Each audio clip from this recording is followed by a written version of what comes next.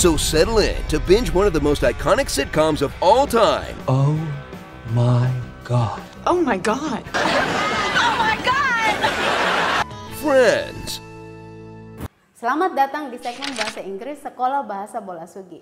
Nah, masih tentang Friends, sitkom yang kita bahas minggu lalu, saya membahas tentang bagaimana caranya kita bilang kayaknya, sepertinya, saya rasa, atau saya pikir. Nah, di video kali ini saya akan membahas tentang hal lain yang bisa kita pelajari dari Friends.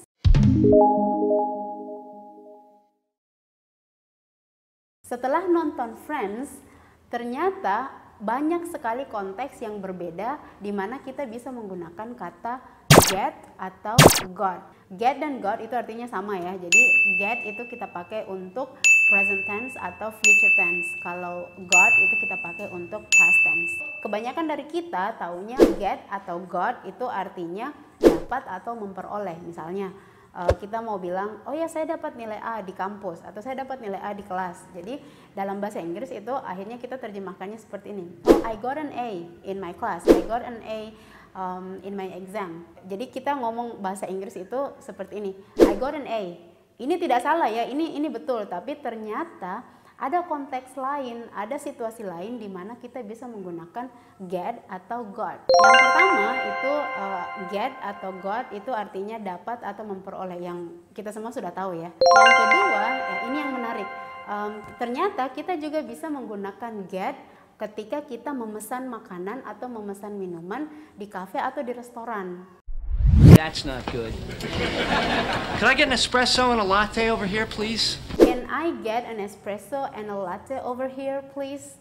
Jadi ini maksudnya dia memesan espresso dan latte. Yang ketiga, kita juga bisa menggunakan kata get atau got dalam arti kita membelikan orang lain sesuatu. I went shopping and I got you these. I went shopping and I got you this. Kalau kita belum tahu fungsi lain dari kata get atau got, itu pasti kita akan bilang seperti ini. I went shopping and I bought you this. Jadi itu juga tidak apa-apa, tapi dalam percakapan sehari-hari biasanya orang-orang yang penutur asli bahasa Inggris itu akan bilang seperti ini. I went shopping and I got you this. Contoh lainnya misalnya kalian mau dibelikan sesuatu atau nitip sesuatu dari teman. Jadi kalian bisa bilang seperti ini. Can you get me apples please? Selanjutnya kalian juga bisa menggunakan kata get atau got kalau lagi malas atau tidak mau repot menggunakan kata to be. Misalnya am, is, are. Contohnya. You got the clothes clean. Now that's the important part. Oh, I guess. Except everything looks like jammies now. You got the clothes clean, that's the important part. Jadi maksudnya intinya pakaianmu kan sudah bersih. Kalau kita tidak tahu fungsi ini pasti kita akan bilang seperti ini. But your clothes are clean, that's the important part. Jadi lebih bagus, lebih naturalnya kita bilang but you got the clothes clean, that's the important part. Contoh lainnya masih tentang sebagai pengganti to be itu seperti ini. Yeah, I mean, every day I get just a little bit closer to... Priesthood. Every day I get just a little bit closer. Jadi kalau kita tidak tahu kata get di sini ternyata bisa kita pakai, pasti kita juga akan bilang seperti ini. Every day I am a little bit closer atau every day I'm a little bit closer. Tapi kalau tidak mau pakai kata am, kita bisa pakai kata get.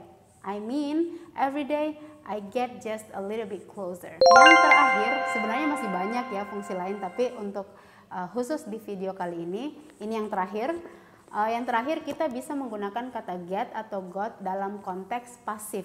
Misalnya diundang, diinjak, ditutup, tertutup. Itu kan kadang-kadang kita bingung bagaimana sih bahasa Inggrisnya.